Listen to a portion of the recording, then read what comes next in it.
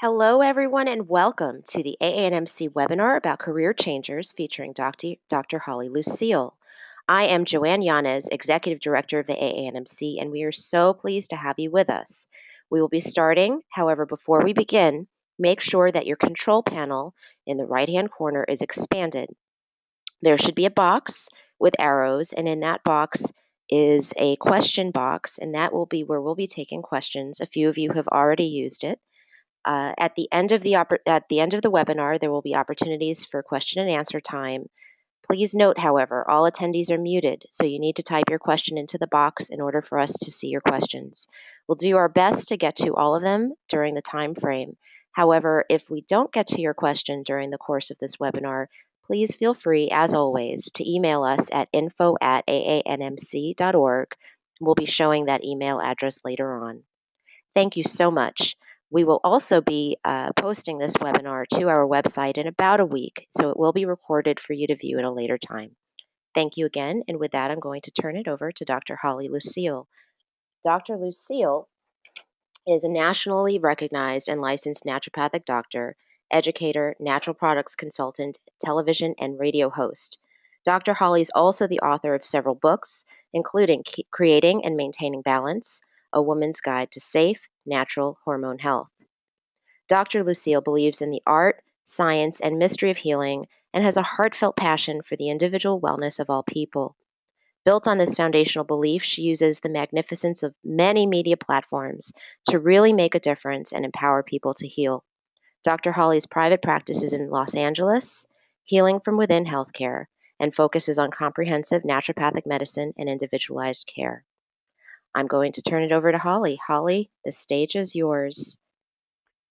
Dr. Yanez, thank you so much, and thank you all for those of you who have joined us today. I think this is probably one of the biggest honors I've had of my career because I really feel that this profession is so important to certainly not only myself as an individual, but collectively the world, as a whole. I really believe that, and so it's just quite an honor to be able to share my experience, sort of what drew me here, and hopefully just be a resource for any of you out there who are thinking about this really magnificent way of approaching people and partnering with people to make a healthier world.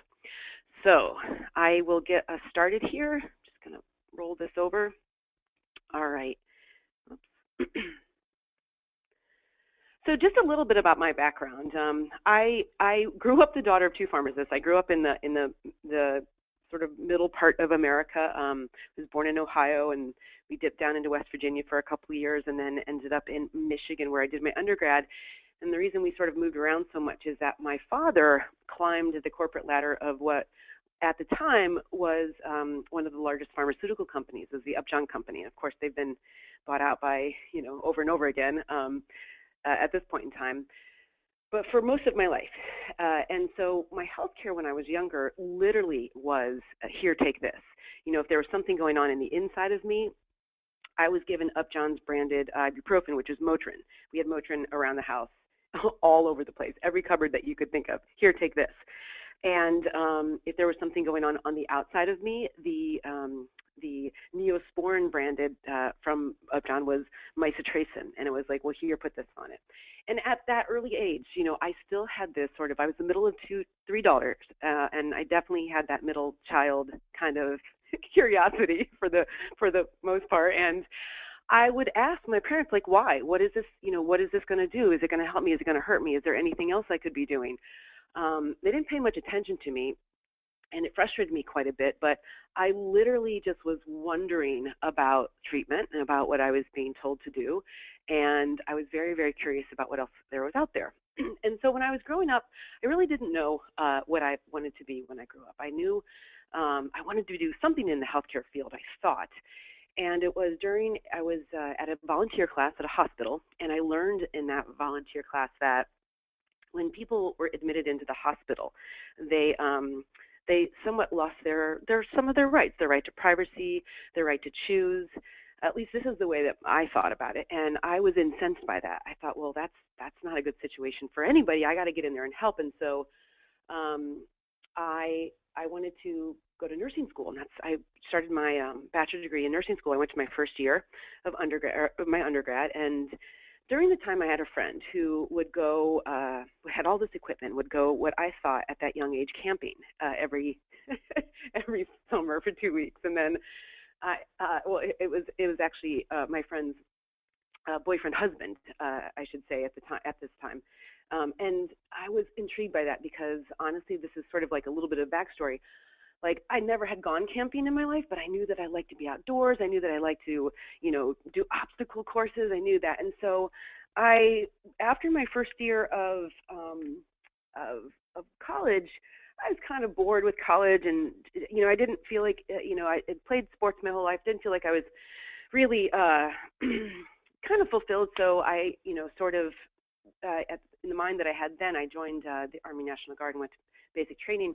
And in retrospect, it truly was because I wanted to do obstacle courses and go camping. More on that story later. And so I kept on going through my nursing program because at the time you go through your basic training, came back, I'd go to another year of school, and then I went to my advanced individual training, which is down in Fort Sam Houston. My MOS, which is military occupational specialty, was an Alpha 91 Bravo, which is a field medic. And so I was kind of getting into the medical side of things, but I still had this whole camping thing. And I liked the camaraderie of the military, but certainly didn't have the mentality of, oh gosh, I'm in the military. And then once Thursday night in 1990, I got a call, and they said, you need to have your bags packed because we are moving out on Monday. The 207th Evac Hospital was deployed to the first Gulf War. And I was like, well, wait a minute. I just wanted to go camping. So that was certainly a growing pain for me about, waking up and sort of using my own mind and being conscious about decisions I was making because I'm in the military now.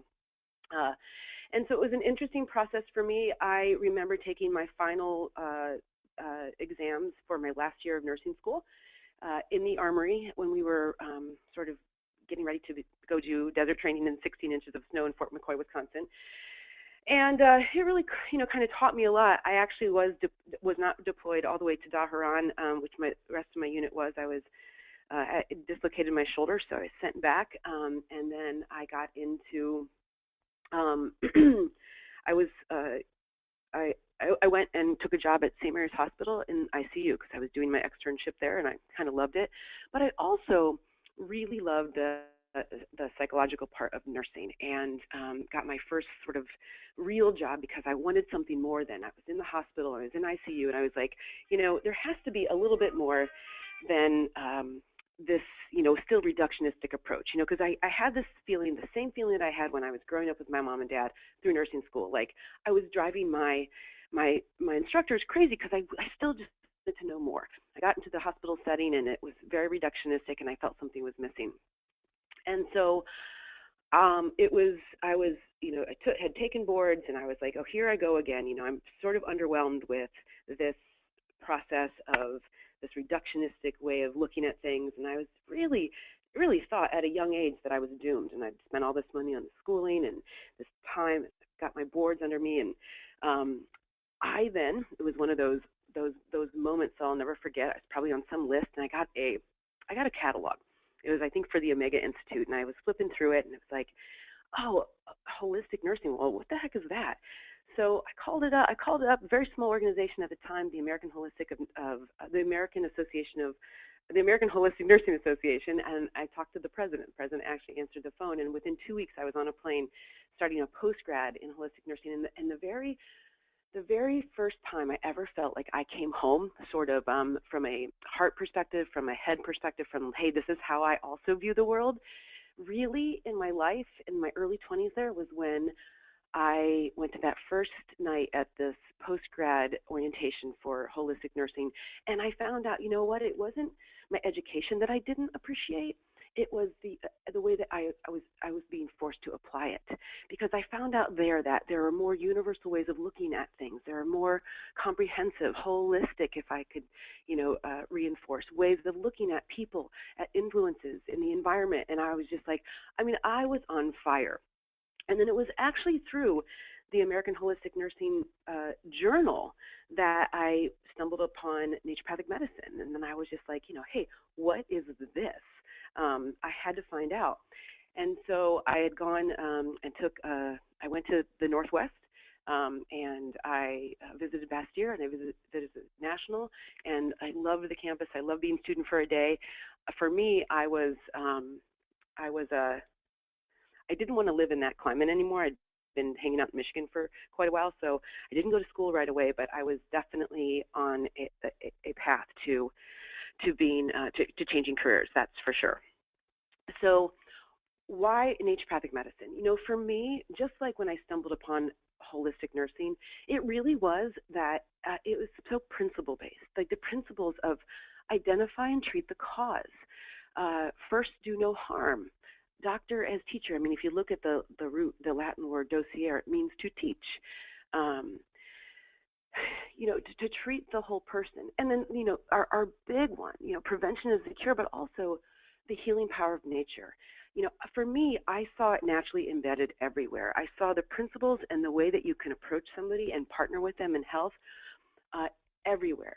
I think of secondary succession in that way. If there's a big firestorm that goes through, and the fact that a couple years later, the earth is trying to heal itself, and you will see this new growth, right? There's no growth without destruction. And the body is always, I see it in so many different ways, trying to heal itself, to come back into balance. It has compensatory mechanisms if something's out of balance to bring it back in. Sometimes those display themselves as symptoms, as the things that we're seeing clinically.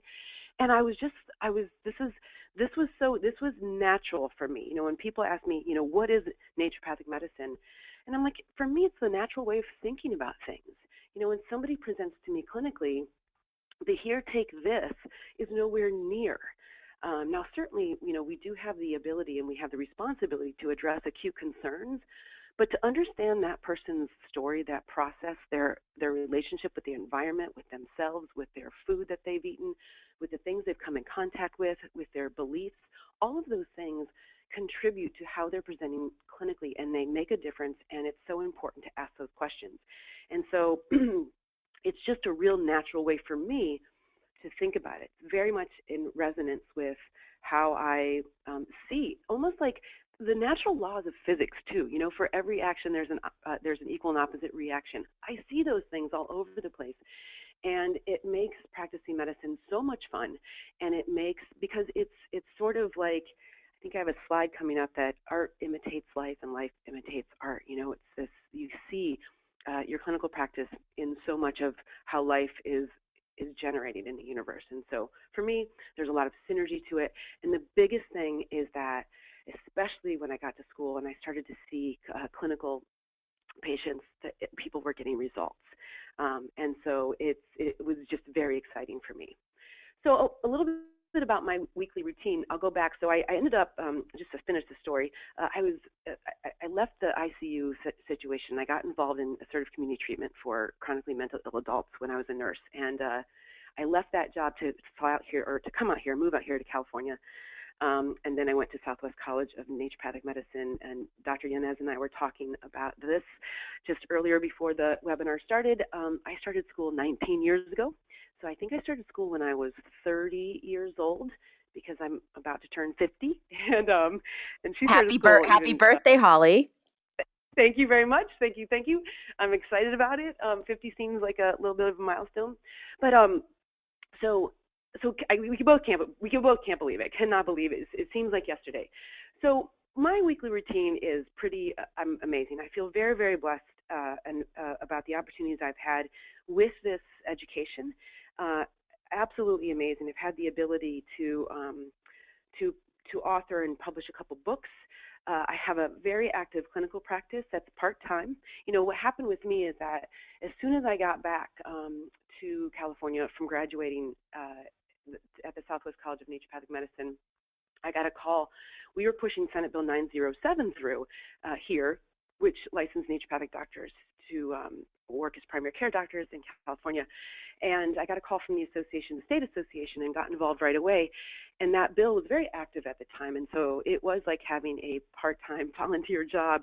And so because I think it's important, one of the books that I was introduced to when I was in practice management at Naturopathic Medical School was Building the Business the Buddhist Way, and basically it was able to keep my sense of how I wanted to build my business in right livelihood. Like, hey, is this what I'm, is this what, if am I doing what people are expecting me to do, or what I'm being told to do, or am I building something that is in line with how I think, how I feel, how I work? And so it was great for me because one of the things that book told me, I read about that is like, do whatever you need to do to get yourself started. So I started my clinical practice straight away, but certainly, there's a little bit of overhead. You don't have the clientele built up. And so I took my nursing degree and I worked at Cedars-Sinai nights and weekends to make ends meet until I could let go of that. And it was something that I felt very uh, lucky. I felt like I'm glad I had that resource, but I would have slung drinks. I would have done anything it took to just build that practice. So at the time, working with the California Association sort of took my clinical practice in a part-time basis. I never really established it as a full-time practice where that was the only thing that I did. And I say that because it's really important when I'm talking to prospective students or new students, because one point, there's so much that you can do with this career. I just want you to know that because I'm a living example. And then the other point is that I don't want anybody to look at what I've done and think that, I have spent all of these resources in just building my clinical practice and that's all that I do, because it's not. So I want to be clear there. I also have had the great opportunity to be associated with some of the high-quality manufacturing companies in our natural product industry and being a consultant in the natural product industry. And so I speak on behalf of them. I speak to different audiences, sometimes retailers at, like, let's say Whole Foods or other venues throughout the United States that need education on current studies and research when it comes to ingredients. I speak to consumers to talk about these ingredients that we can use and first doing no harm and using the least invasive methods to diagnose and treat. I also speak to, and this is probably the most daunting, other practitioners, because that certainly is another level of interesting dynamics when it comes to sharing knowledge with your colleagues. But we're a pretty, good group to each other, so we learn from each other a lot. I definitely have a lot of fun. That is for sure. I think what's really important about changing my career, and, I want you to know this, I never ever, I have a lot of student loans, I do, but I never thought twice about it. And when I say a lot, it's all in perspective. But I knew that when I went to Naturopathic Medical School, this is what I wanted to do, and I was willing to do anything it took. And I never thought one second about the debt. I thought about it as an investment. I knew that this was going to pay off. And I didn't think a lot about it. I didn't worry about it. I didn't have this grandiose business plan. I knew in my heart that when you are in right livelihood and you follow that, that pull inside of you, that this makes sense. This is making sense to me. It makes sense with how certainly for me, far, far more than anything that I was taught in my formative years. And so I knew it was going to be okay. Now, not to say that it has been without its challenges. Certainly, that's life, right? But I do end up having quite a bit of fun. Fitness is a big part of my life. I think it's, I think about mental fitness as well as physical fitness. I have chosen to continue to stay in a therapeutic relationship with an analyst. I think it's a privilege to be able to take things up as we continue to evolve and grow, and I think it makes me a better practitioner, because the more I grow my own container as far as being able to tolerate my own emotions and understand them, the better I can be as a compassionate witness for people that come into my practice. And so that's been important to me. I kind of fell into CrossFit about 4 years ago and got certified as a level 2 coach. And the way that I feel about CrossFit is not, the affiliate sort of hypertrophy, breaking it down and hurting yourself. The way I feel about CrossFit is actually being fit across different metrics. I use it in my practice a lot because I feel like as people age, are they able to, let's say, have the endurance, to get from a parking lot over to the train station, where they need to go, or the airport? Can they walk down? Do they have enough grip strength to catch themselves if they tumble? Having enough balance, agility. All of those things for healthy aging is sort of how I view being fit across different metrics, okay? The other thing I do in my weekly routine is definitely mind the shop. That means that every day is different, and I have a lot of moving parts, and so I just make sure that I take care of myself and that I am really trying to not overcommit and underdeliver, but stay on top of it and be responsible to the folks that have graciously partnered with me. Like I said, I do consult for folks, and that is great. And the total hours per week that I work, honestly, whatever it takes. With my career, everything is different. I will tell you that in my practice, I'm there, and sometimes if I'm on the road, like Dr. Yanez and I were talking, I'm going to the Integrative Health Symposium in New York, and I do travel sometimes. I make sure that I take care of myself around what traveling means, and of course that was a learning curve. Sort of have that next day that I get home be a little bit lighter because I used to just shoot into the practice or do something, and in my mind, the only way that you understand that you need to get it back in balance is to understand that you're out of balance, and so that's like the ebb and flow of life, or sort of in balance, out of balance. And I've tried to pay attention, so I just do better and better each year. So I forget, Joanne, what does this say at the bottom if you have this? It was going to prompt me to talk about this particular slide. I don't have my notes up because y'all would have to see them. It says, this is your art. You have an amazing education. It's what you do with it. Oh, yes. Okay. So, so work-life balance. I think what I wanted to say here mostly is that I don't want life to imitate art. I want life to be part of art. And I think that, when folks come to me, whether they're prospective students or new folks coming out of school, and they talk to me about maybe some of the, I guess, more negative things that they've heard regarding a career in naturopathic medicine, or some of the poverty mentality that perhaps had been still kind of hanging on to some folks. I look at them, and honestly, this is really about an individual person taking a hold of their life. And what I want people to know, and how I really feel, especially, Dr. Yanez and I started school 19, 20 years ago. The curriculum has advanced. We continue to learn. And you have an amazing education. You have an amazing education. And truly, it is what you do with it that counts. And so as far as work-life balance, I want folks to know that, they're intertwined.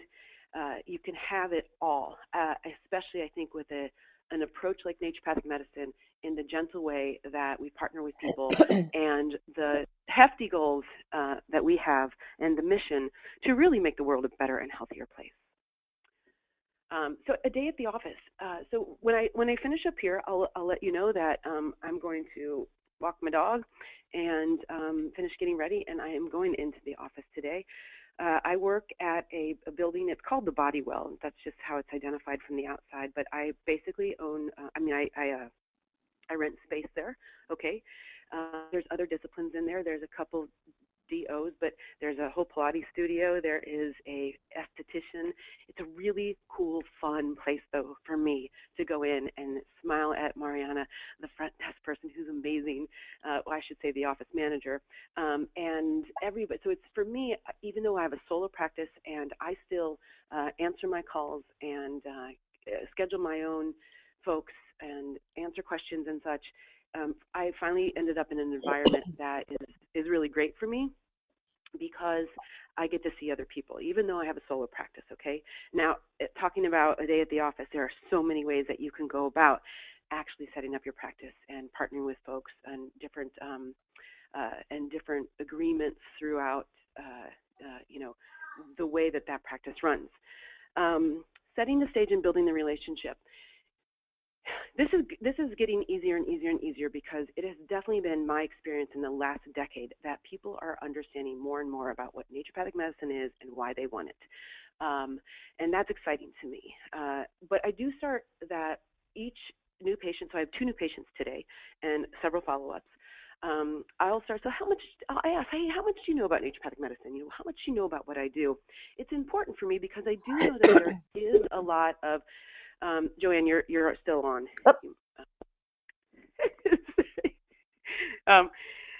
There is a lot of misconception, I think, some misconception. And I like to understand where they are, okay, with that, with the thinking of how this works, so I can grease the skids for us having better success. Um, I want to build that relationship. That therapeutic relationship, I think, is one of the most important parts of the entire experience that anybody has in my office. Certainly I want to have good clinical acumen. I want to be able to understand and source really great, high quality ingredients or recommendations.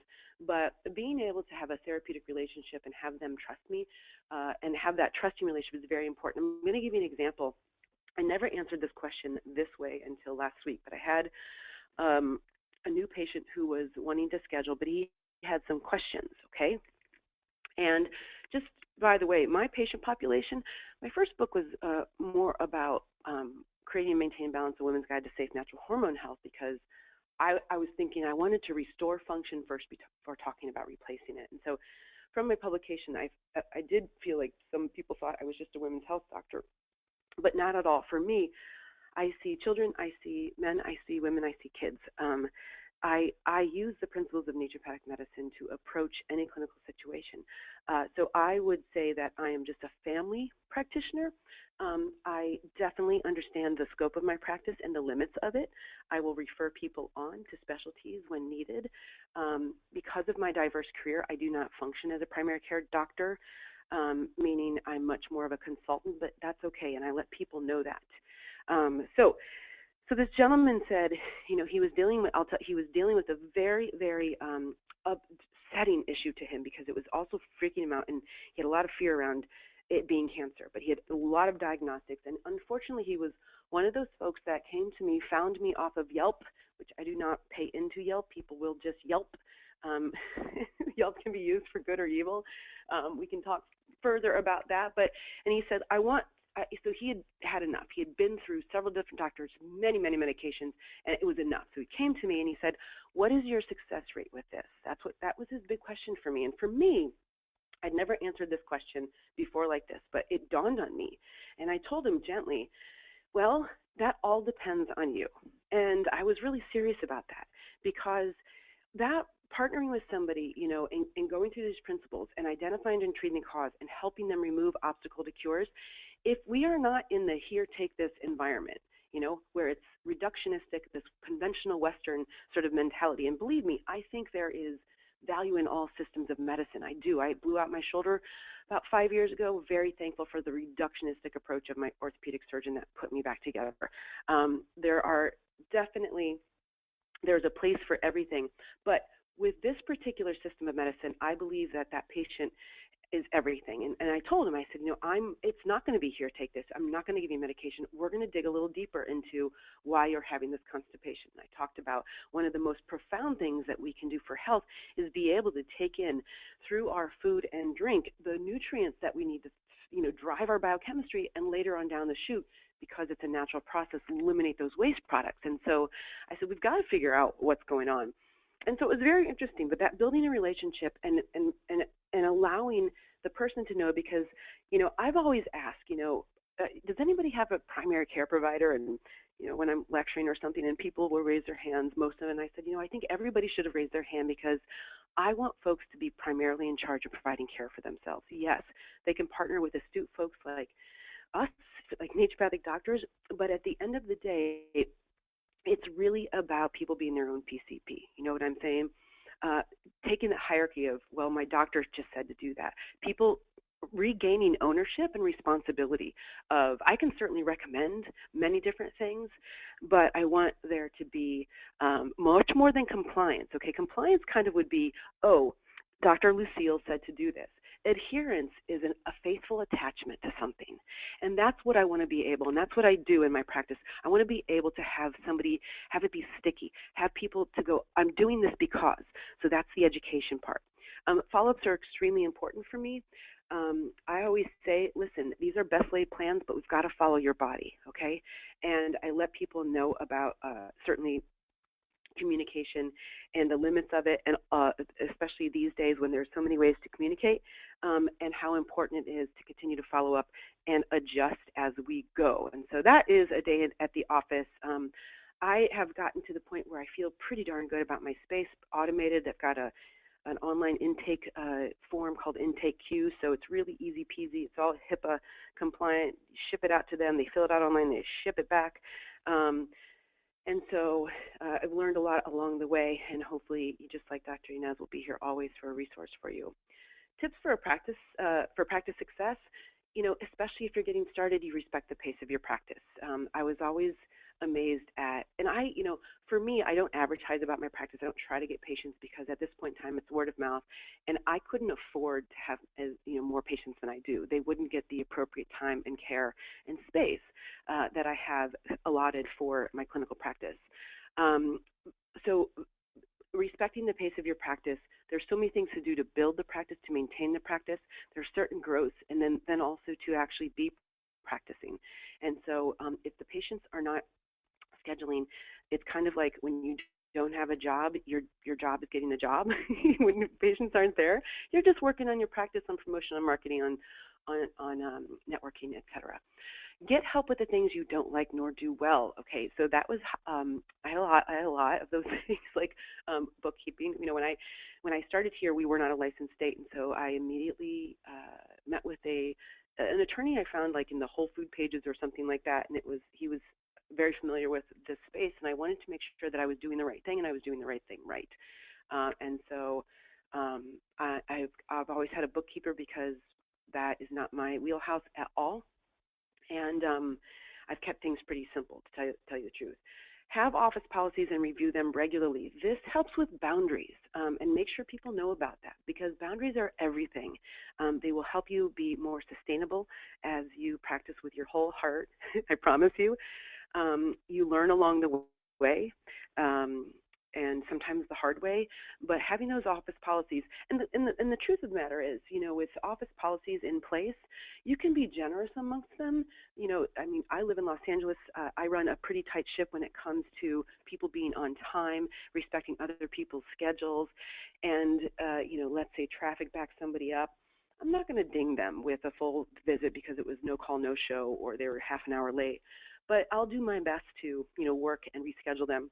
But if you have the policies in place, you can then be generous around them. If you don't have the policies in place, you kind of feel like you get beat up a little bit. So really, really important. Help other people always, and this means your colleagues. Everybody. There could be a million people, that flooded into the naturopathic medical schools that are out there that are accredited and ready for you, and we would not have enough providers to take care of the people that need our help. And so it really is about being generous and giving. Say yes and figure it out is something that I did many, many times in my early career. I still do it. Even though I'm scared, I have fear around it. It is nerve-wracking. There's a lot of anxiety. It is something that I have learned to do, just say yes and figure it out later. And then habits are more powerful than fears. This I learned really around the social media piece for me. Just being able to get in good habits when something needed to be introduced into the scope of things, and posting or tweeting or trying to get that up for my brand and myself was important. And then live what you teach, and I think this is the most important thing regarding to lead. If you take dossier to teach, there's a deeper derivative where it's to lead, and so leading by example I think is very important. One of the things I think I forgot to mention, I had a talk show a couple years ago because of how much I was out in the public. I did get the attention of some managers here in Los Angeles, and so managers have contacts, and so I was able to, I had this show concept in my mind about busting some of the myths that are out there regarding natural health, like acai makes you skinnier, all fats are bad fats. And so Z Living Network is a 24/7 health and wellness channel, so limited distribution. But I went to New York for 6 weeks, and we taped 2 shows a day, and I had some great naturopathic doctors on as guests, and it was really a great experience for me. And that's something that I'm going to continue to do, is use that platform to try to get the word out for folks. And I know it's an interesting platform. The last thing I want to do for my future plans is I just created a new company called Inherently You, And my tagline is think well, act well, and be well, because my curiosity right now is that there is a lot of information out there, a tremendous amount of health information. And still, I see people every day, my family, my friends, certainly my practice population, that are struggling to make their health ends meet. And so I want to understand the gap. And at the same time, our chronic health issues seem to be on the rise. And so I want to take all this great information that we have, and I want people to be able to think about it and then be able to act around it, and then be able to be really well. And so I want to try to get into that gap and individualize this process a little bit more for folks, so they can use their own mind and really think things through. My vision for naturopathic medicine is, a rising tide floats all boats. And I think that the thought leaders and the thought communities in our profession right now are onto something. We're collaborating, and we are going in big, big strides.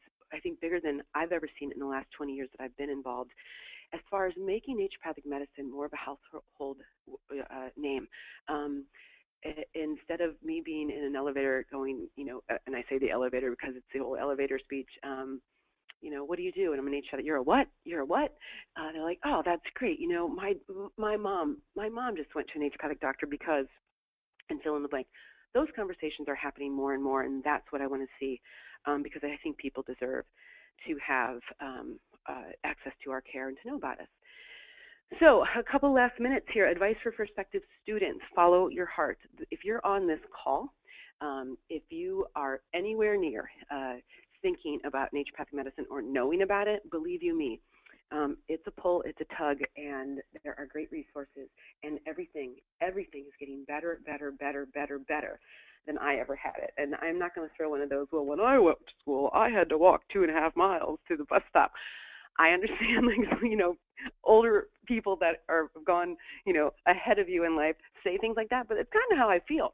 This profession is, I think, running on all pistons, and I'm loving it. And I'm just got appointed to the chair of the Natural Partners Advisory Board, which I'm really excited about. So I get to be able to be in conversations about more education to the consumers regarding that. I also am on the board of the INM, which is the Institute for Natural Medicine. That's the 501(c)(3), so the charitable arm of the AANP, and they're taking great strides for a consumer-facing website. We're almost done with that. And so my advice is go for it, all right? Follow your heart. And thank you very, very much. Obviously, you can follow me on Facebook or Twitter. All of those platforms are being sort of revamped right now, including my website, to reflect my new business, Inherently You. Email me anytime if I can do anything for you. And I'm going to give it back to Dr. Inez. Okay, so it'll just take a moment for me to switch over the screen really quick. Bear with me while we do that.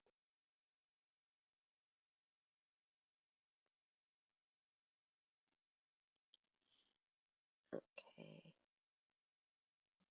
so just going to get this slide up. So we've had a few questions, Holly. While I'm doing this, why don't I shoot you off the first question? So Myra is asking about advice for a stay-at-home parent looking at a career transition into naturopathic medicine. Okay, so just like, I would say this to any patient, you want to individualize your answer because everybody's different. I think a stay-at-home parent, I would want to know a lot more about your situation, how old your children are, et cetera. I have to say, I've been down to, Bastyr has a campus now here in San Diego, in my state here, down in San Diego. And there's a couple women down there that I have seen really doing it. The San Diego campus was their answer, really, because the other schools perhaps were a little bit too far. It didn't fit. But I've seen many moms that have been stay-at-home moms as their primary job start to go back to school. I know, and probably Dr. Yanez can answer this more about individual curriculums, that there's different tracks that might be suitable for your situation, and you might want to just check that out and really stay hunkered into the AANMC. Thanks, Holly. And I think, I get a lot of phone calls from moms where kids are now grown, and now it's my time to take a look at what I've wanted to do for a very long time. And so I just threw up a slide here on getting started. And I always advise students that there's three parts to your plan to start before you even think about applying.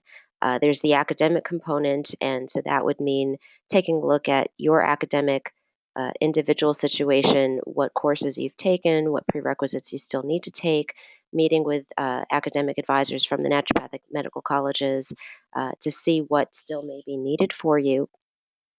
And then there's that personal plan. And so for stay-at-home parents or for folks who've been raising kids or doing other things, what does it look like to personally get yourself in a place where you're ready to start naturopathic medical college?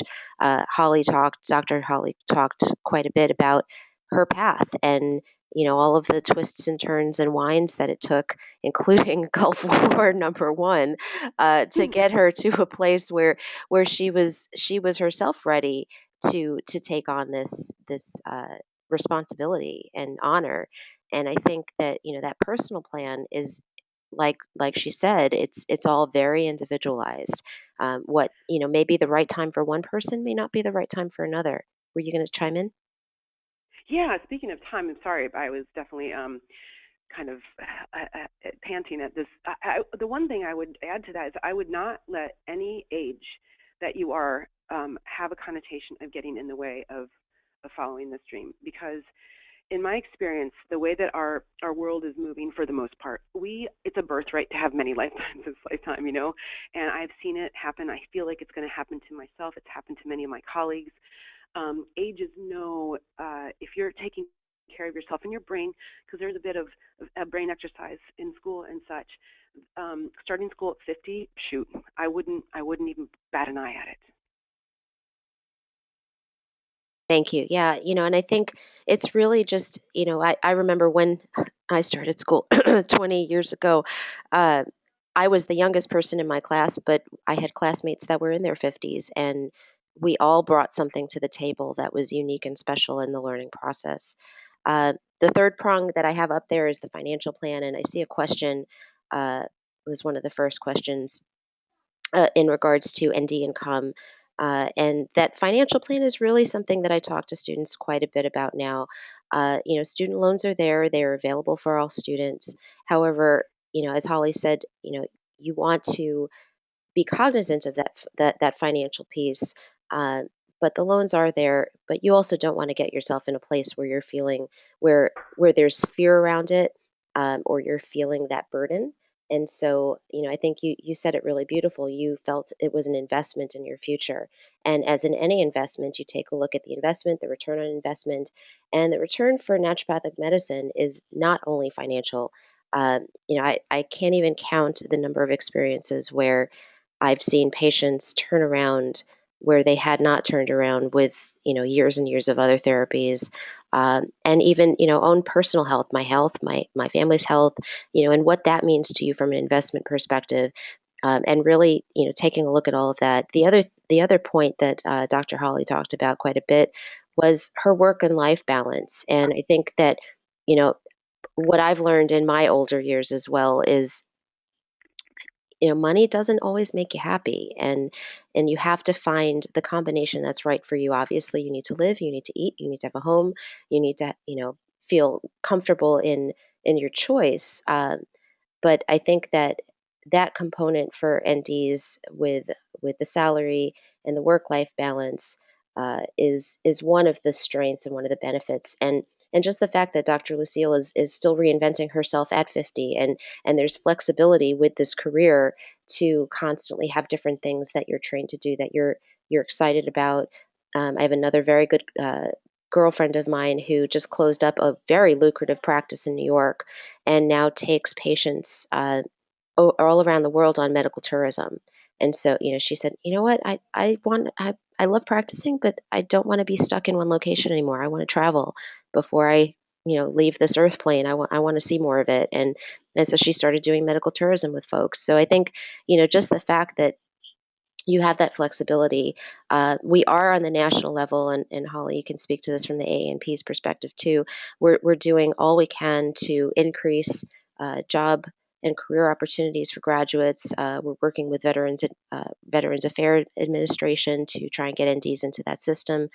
There are a lot of national programs that we're working on right now. We're very cognizant that we need to have more opportunities for graduates. Uh, but I think that is just if that answered your questions about the salary component, that's one piece that I feel very strongly about. That folks have a solid three-pronged plan prior to applying. We do have more information on the website if you're interested in seeing more about that. Holly, anything to say about that, or shall I go to the next question? Yep, you can go to the next question. Oh wow, we got a whole bunch in. Okay, let's see here. Okay, so you got a happy birthday in there, um, Thank you. and you got an I want to be your apprentice. I'll be better than Donald Trump. Cute. Okay, so there's a holistic nurse program. Would you recommend options for those that are already have a bachelor's in nurse degree instead of switching to the ND degree? No. So, and Joanne can, and we can both attest to this. If you're thinking about naturopathic medical school, you could be a historian at this point in time. In fact, I had a historian in my class. So I think the question is, should I get more of a holistic nursing, sort of post-grad beef like I did? No. The fact that I was a nurse before I went to medical school, sure, did it help in some ways? Was I, had I already taken basic sciences and such? Many of them, I still needed to take more botanical medicine because we learn a lot about the pharmacognosy of plants and such. But we had accountants.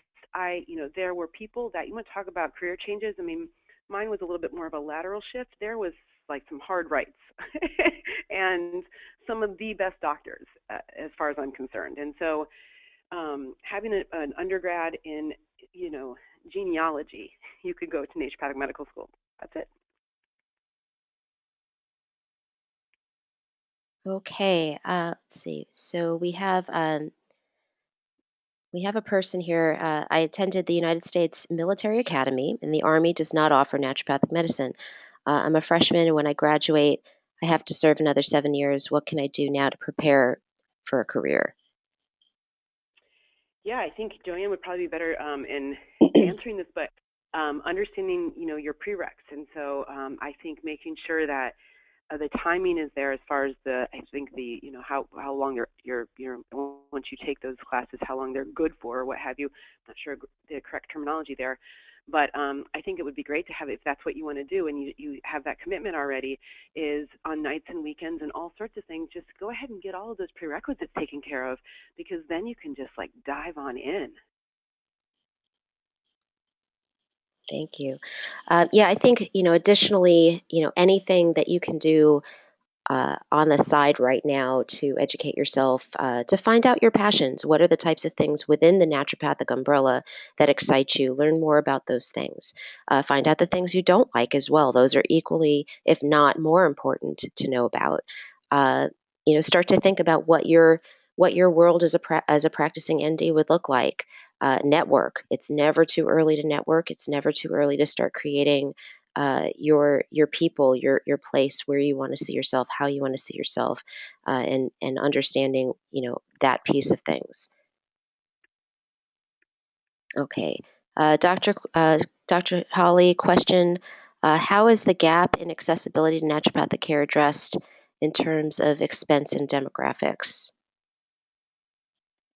Okay, say that question again. Sure. Uh, the gap in accessibility to naturopathic care based on expenses. So I think what they're trying to say here is folks having access to care based on their Sure. ability to pay. Yeah. Okay, those are all hot topics at the the leadership level. Believe me. Um, there are many states that are licensed where, we're talking about insurance. I know and I get this from I have a cash practice, and so I don't take insurance. And just to let you know, once those state is licensed, the insurance ball game is a different game. And so from a legislative perspective, obviously that's all being taken up state by state and also from the national level. One of the things that I think is important to understand is it's the educational piece, having access to naturopathic medicine. And of course, there's many people that come to see me, and it's their expendable, is that the right word? Income, because they already have insurance, and they know that insurance, it's probably not even going to go against their deductible. But the money that's used to pay for my time and experience and their time, their experience with me, for them, when I educate them in the way, is it's just almost invaluable to them, because of what it means, what they get to do to be more empowered, to take care of themselves, to understand better what has been going on for such a long time, to finally get answers and results, to feel more empowered. I mean, it is really truly an investment, that the risk benefit of it for them, this has been my experience, is the benefit far outweighs the risk of, well, the people that, and there are people that decide, like, I'm not going to come and see you because I have my insurance. But that system, as we all know, is not really taking care of the folks in the United States across the board. And so we're in there in all the circles that we can be, and talking more and more about how we can get affordability, access, and accountability across the board, meaning, yes, regulatory boards, so we can be licensed everywhere, and play just a bigger part of helping heal this broken healthcare system. Another question. So this was directed to you. What about Southwest College made it the choice for you? I think you touched on it a little bit. This is Yeah. this is something that we get from folks. What's the best school? How do I find the best school? And I always tell folks that there is no best school. You will get a solid education at every single one. However, there's a best school for you. Yes, great answer. And honestly, I have to tell you, in my opinion, the the geographic location of all of these great schools is what I encourage people to make up their mind. Like, that would be like, where do you want to spend 4 years? For me, the Northwest and that type of weather was, I knew enough about myself that I wasn't going to groove there. I love the vibe. So when Southwest College, I learned about that. I'm like, oh, it's the desert, and that's literally, and it was, I was living in Los Angeles at the time, so the location was a little bit more, and for me, I knew that I knew that that's where I wanted to spend 4 years, and so it's just that I think the curriculums are amazing. I think it's like anything else, you will always get out of it what you put into it, and so. Where do you want to spend 4 years? Because school in and of itself is an education. You create a community with your classmates, with the experiences there, with the patients that you'll end up seeing to get your clinical hours, with your professors, and life does not stop. It's like it gets on the moving sidewalk at the airport. You continue to live your emotional dynamics out. You continue to grow as a person. You continue to dig deeper into your own, who you are, how you want to see things happen, how you don't want to see things happen, how you wouldn't do things. People show you that in school all the time. So wherever you end up, you are going to be exactly where you need to be, and I want you to trust that. Great. Here's a question for prospective students who don't live near any schools with ND programs.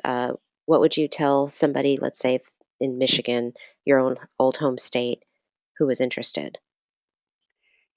Check them out. I know, and Dr. Nez, you can speak to this. I know that all of the qualified schools have programs where they're student for a day.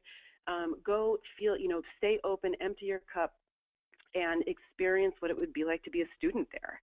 And then, as Joanne said, what's that plan, that personal plan, that financial plan? Make sure, like, if it's gonna end up a move, But right now, I think with the schools, Chicago has a school, obviously Bastyr National. So we're looking at Washington, Oregon, Illinois, Connecticut, and Arizona. So I feel like, and San Diego, I feel like we're kind of trying to get more of them up in there. So folks, and the Canadian colleges as well, the and the schools of Canadian Toronto. colleges, yep, and then one in Puerto Rico. So yeah. I think specifically for this question, though, if even when there are no schools locally to you, there are usually NDs not too far. Most of the states have state associations, and so I always tell people to check out the local state association of naturopathic doctors, volunteer, find out if they have a conference, go and attend, talk to folks, see if there are any doctors who would be open to having preceptors. That's always an option, even if there isn't a school locally to you. Okay.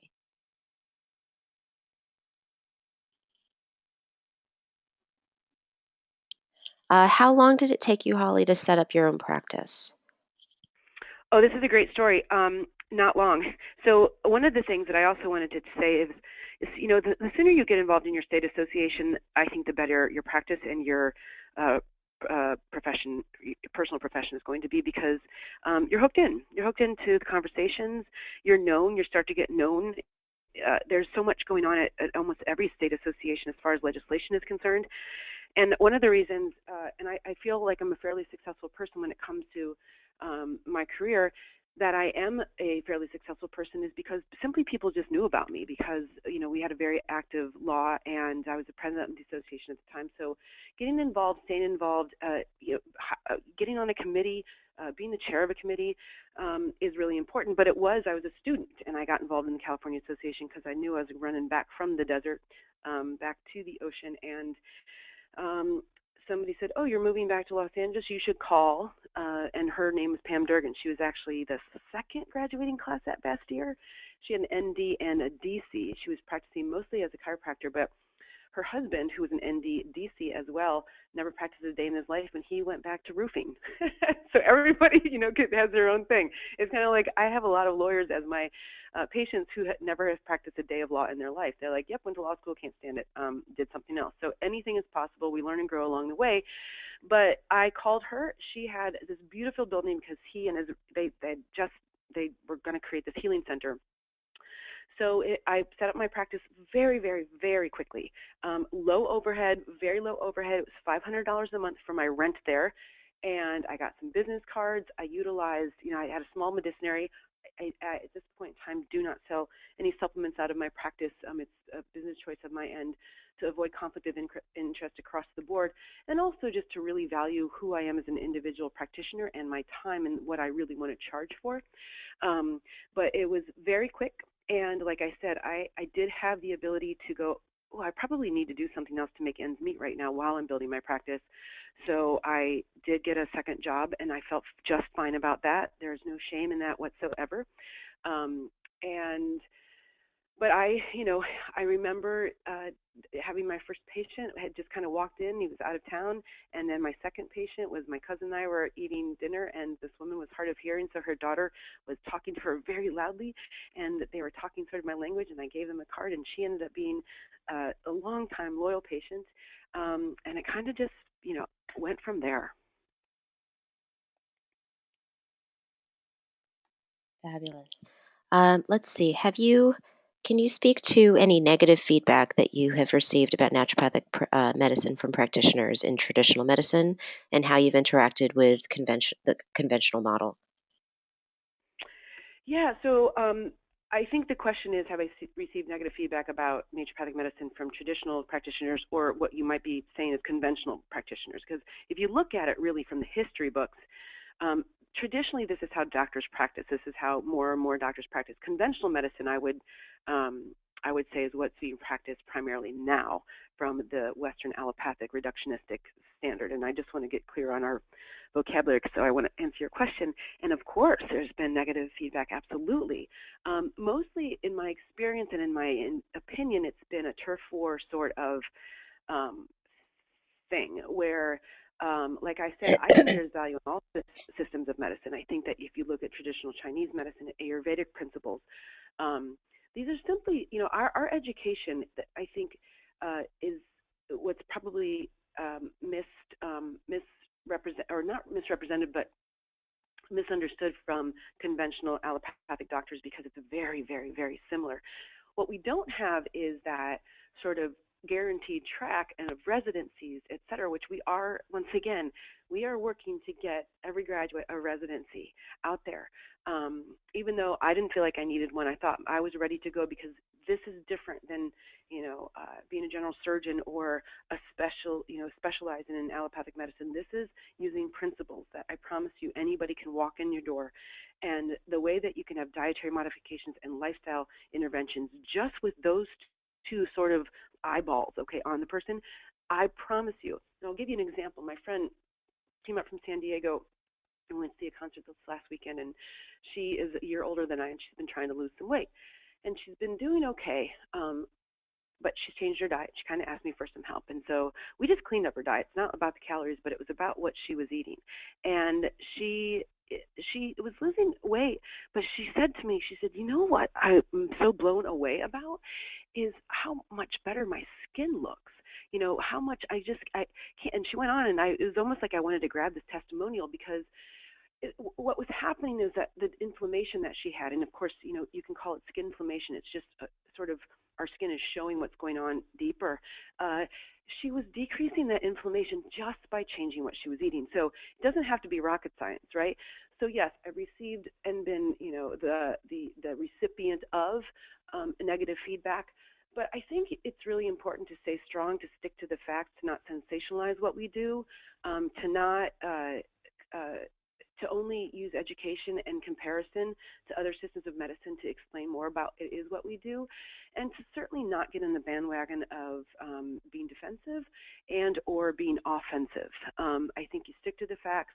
And then, I saw a post the other day on Facebook, and I love it, and I kind of think it's really true for all of us. If you want to be successful, stick to your own shit. And so you just go back, and it's hard. Listen, it's tough. The culture out there of turf wars and fear, and the very, very, very heavily funded American Medical Association and California Medical Association.